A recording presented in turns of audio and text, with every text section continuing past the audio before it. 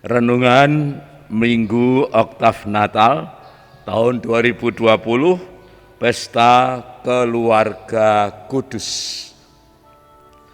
Dalam nama Bapa dan Putera dan Roh Kudus. Amin. Salam sehat saudara-saudariku terkasih. Salam Natal, selamat Natal, dan senyum selalu, berkah dalam.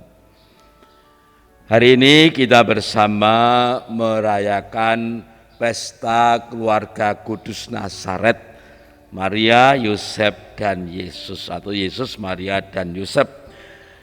Natal kemarin yang merayakan Ekaristi offline, tatap muka di Gereja Santa Maria Ratu Mbayat, Kamis 24 Desember, misa pertama yang hadir 301 orang. Sedang misa kedua 343 orang. Adapun Natal pagi hari Jumat, misa pertama 169 orang, sedangkan misa kedua 192 orang.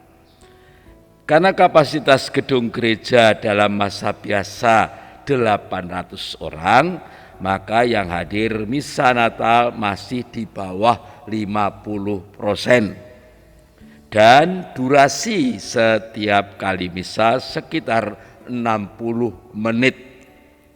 Tidak lama. Karena dalam misa biasa kadang sampai 120 menit atau 2 jam. Ini sesuai dengan anjuran Gugus Tugas Keuskupan Agung Semarang dan mentaati surat edaran Menteri Dalam Negeri dan Menteri Agama. Puji Tuhan, saudara-saudariku sekasih, syukur akhirnya kita bisa Natalan bersama, merayakan Hari Raya Natal. Dan Natal kali ini meskipun dirayakan dengan sederhana, namun menurut saya tetap agung dan meriah, serta dapat diikuti banyak orang lewat live streaming. Kenapa saya menyampaikan hal ini? Ya, sekedar berita sederhana saja, dan puji Tuhan kita semua dianugerahi kesehatan. Sebagai Pak Warto saja, ruang kesehatan yang baru sudah kami buat, namun memang belum sempurna. Nah, siapa yang mau ikut menyempurnakan? Dengan senang hati kami terima dengan gembira, dengan tangan terbuka. Nah, saudara-saudariku terkasih, marilah kita kembali ke Pesta Keluarga Kudus. Apa yang dikisahkan dalam Injil suci hari ini dan apa maknanya bagi kita semua?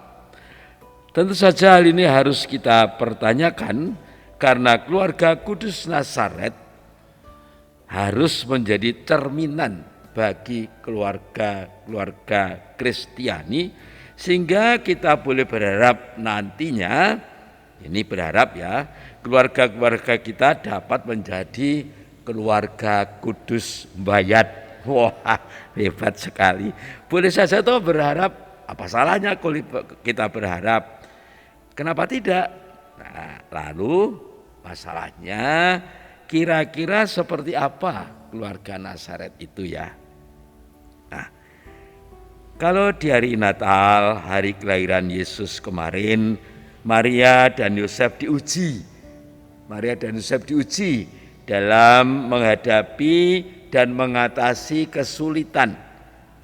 Kini mereka diuji dalam hal ketaatan pada Tuhan yang tercermin dalam ketaatan pada aturan masyarakat Yahudi dan juga bayangan ujian yang dinubuatkan oleh sesepuh Bait Allah, yaitu Simeon maupun Hana. Seperti apa sih? Seperti apa sih ujian mereka itu? Nah, awal Injil hari ini berbunyi, ketika genap waktu pentahiran menurut hukum Taurat Musa, Maria dan Yusuf membawa kanak-kanak Yesus ke Yerusalem untuk menyerahkan dia kepada Tuhan seperti ada tertulis dalam hukum Taurat, semua anak laki-laki sulung harus dikuduskan bagi Allah. Ini ujian ketaatan pada hukum agama Yahudi karena mereka memang adalah orang Yahudi. Ora kok dumeh ibune ngalah banjur ora manut hukum Yahudi, babar pisan boten. Namun Maria dan Yosef masih harus menghadapi ujian yang memang baru nyata di kelak kemudian hari. Karena kini baru merupakan nubuat Simeon yang mengatakan bahwa anak ini akan menjadi suatu tanda yang menimbulkan perbantahan dan suatu pedang akan menembus jiwamu sendiri. Ini ujian tapi masih dalam nubuat Simeon yang nanti suatu saat akan menjadi kenyataan. Saudara-saudariku terkasih, Injil hari ini mau menyampaikan kepada kita bahwa kehidupan ini berasal dari Allah, maka harus dipersembahkan kepada Allah. Kita ini milik Allah, maka kita harus mempersembahkan hidup kita kepada Allah.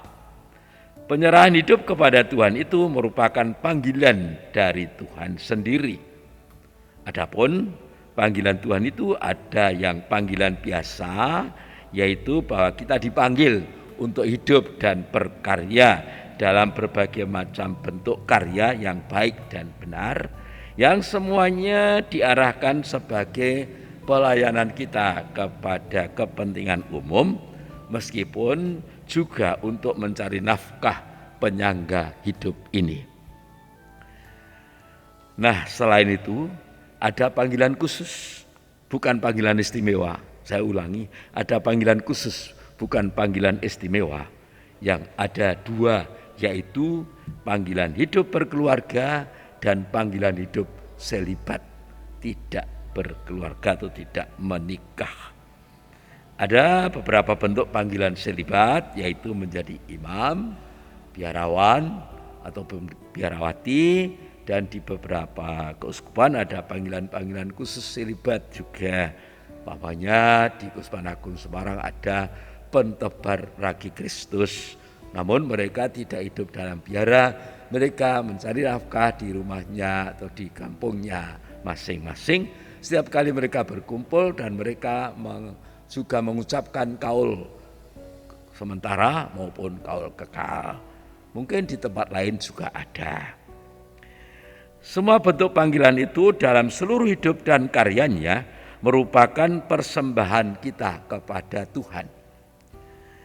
Artinya bukan hanya hidup untuk kepentingan sendiri saja atau kepentingan keluarganya sendiri saja, melainkan juga untuk kepentingan hidup bersama dalam berbagai bentuk karya pelayanan.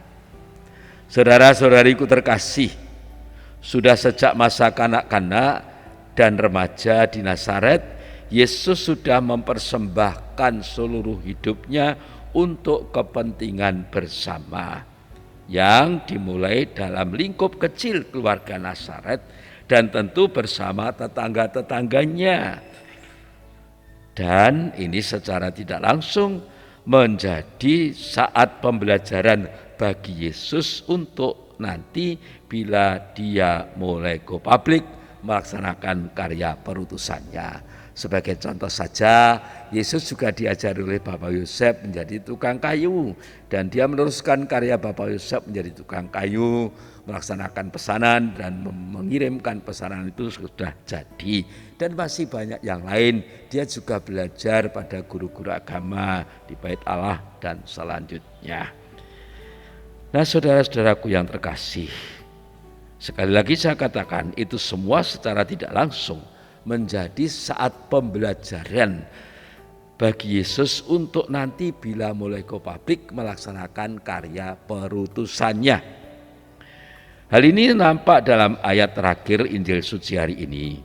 Setelah menyelesaikan semua yang harus dilakukan menurut hukum Tuhan, kembalilah Maria dan Yosef beserta anak-anak Yesus ke kota kediaman mereka yaitu kota Nazaret di Galilea. Anak itu bertambah besar dan menjadi kuat, penuh hikmat dan kasih karunia Allah ada padanya. Hal lain yang juga penting kita renungkan yaitu bahwa ada Simeon dan Hana yang dua-duanya sungguh mengharapkan kedatangan Mesias itu. Simeon mendapat wangsit dari Roh Kudus bahwa dia belum akan meninggal dunia sebelum melihat Mesias. Wangsit itu memperkuat harapan Simeon dan akan kedatangan Mesias tadi. Dan kini baik wangsit dan harapan sudah menjadi kenyataan. Wangsit dan harapan tadi sudah menjadi kenyataan. Maka saat membopong kanak-kanak Yesus, dia berujar, "Sekarang Tuhan, biarkanlah hamba-Mu ini pergi dalam damai sejahtera, sesuai dengan firman-Mu, sebab mataku telah melihat keselamatan yang daripada-Mu, yang telah Engkau sediakan di hadapan segala bangsa, yaitu terang yang menjadi penyataan bagi bangsa-bangsa lain dan menjadi kemuliaan bagi umat-Mu Israel." Peristiwa Simeon ini menjadi panggilan bagi kita, baik pribadi-pribadi, komunitas, keluarga, untuk memiliki iman dan harapan. Beriman dan berpengharapan itu ternyata tidak selalu mudah. Di zaman Simeon dan Hana, orang sungguh-sungguh mengalami kebosanan, bahkan kejenuhan yang bukan main hebatnya. Karena apa? Mesias belum datang-datang. Maka macam-macam langkah yang dibuat oleh bangsa terpilih yang kadang-kadang meleset dari apa yang dikehendaki oleh Tuhan. Di zaman kita ini, zaman milenial, zaman canggih, di abad ilmu pengetahuan dan teknologi, kita mengalami kesulitan dalam beriman dan berharap. Kenapa? Karena nampaknya semua sudah tersedia, semua sudah ada. Segala apa yang dibutuhkan manusia sudah bisa dipenuhinya sendiri. Yang membuat orang lupa bahwa kehidupan dan kebahagiaan sejati itu berasal dari Allah. Maka keluarga Kristiani harus benar-benar beriman dan berpengharapan, yang artinya meyakini dan mengikuti Yesus sebagai Sang Penyelamat dan sebagai terang hidup kita yang akan menyelamatkan kita baik sekarang maupun nanti dalam hidup abadi. Kita dipanggil untuk mempersembahkan hidup kita, keluarga kita dan keluarga kita bagi Tuhan, sebagaimana dilakukan oleh Yesus. Di dalam kehidupan keluarga Nazaret, sungguh baik kita lihat kembali bahwa Yesus dididik sangat baik oleh Maria dan Yosef, dididik oleh lingkungan, dididik oleh tetangga-tetangganya. Nah, dengan demikian sangunya, bekalnya Yesus dari keluarga itu cukup banyak dan cukup baik. Dan inilah yang juga sungguh-sungguh menguatkan Yesus dalam karya pelayanan dan karya perutusannya. Maka kiranya mari saya juga mengajak keluarga-keluarga untuk nyangoni anak-anak dengan sikap-sikap yang baik dan benar, tangguh, beriman dan pengharapan, supaya bila nanti terjadi sesudah mereka go public, keluar dari keluarga karena mandiri, entah karena keluarga, entah karena berkarya, mereka siap menghadapi berbagai macam masalah, berbagai macam kesulitan, mereka siap menghadapi kekurangan maupun siap juga mengalami kelebihan, agar tetap setia melaksanakan hidup ini yang adalah anugerah Tuhan, harus dipersembahkan kepada Tuhan dalam seluruh hidup dan karya pelayanannya. Nah, itu hanya bisa terjadi, saudara-saudaraku terkasih, kalau keluarga-keluarga itu khususnya keluarga kita melaksanakan kebersamaan hidup dalam suka dan duka yang semuanya diarahkan bagi kesejahteraan suami istri dan dalam kurung dan anak, seperti termaktub dalam salah satu kalimat dalam penyelidikan kanonik sebelum menikah. Untuk itu keluargaku semua, marilah kita belajar dari sepatu. Kita lihat sepatu, mari lihatlah sepatu Anda masing-masing. Sepatu itu bentuknya tidak persis sama, namun serasi. Saat berjalan tidak pernah kompak, tapi tujuannya sama. Tidak pernah ganti posisi, namun saling melengkapi. Tidak pernah ganti pasangan, walau sudah usang karena dimakan usia. Sederajat, namun tidak ada yang merasa lebih tinggi atau lebih rendah. Bila yang satu hilang, yang lain tidak memiliki arti. Tidak pernah saling injak ataupun saling tendang. Apabila yang satu sakit karena robek hingga harus dijahit, maka yang lain setia menunggu. Walau tidak pernah jalan bergandengan, nah, selalu yang satu di depan dan yang lain di belakang, namun tidak akan pernah meninggalkan satu sama yang lain. Maka sepatu sejalan sampai tua. Namun maaf saudara-saudaraku yang terkasih, tidak hanya sampai tua. Kode mung sampai tua ngono es tua do pisah-pisahan ya ndak bisa. Namun sampai akhir hayat. Jadi sepatu saya perpanjang dengan kata-kata ini, sedih bunga tepo seliro tu mekaning pati. Saya ulangi, sedih bunga tepo seliro tu mekaning pati. Semoga Tuhan beserta kita sekarang dan selama-lamanya. Semoga kita semua diberkati oleh Allah yang Maha Kuasa, Bapa dan Putera dan Roh Kudus. Amin. Salam sehat saudara-saudaraku terkasih, senyum selalu, selamat Natal, berkah dalam. Bayat pada Pesta Keluarga Kudus 27 Desember 2020, Yakobus Winarto PR, Romo Paroki Santa Maria Ratu, Bayat. Amin.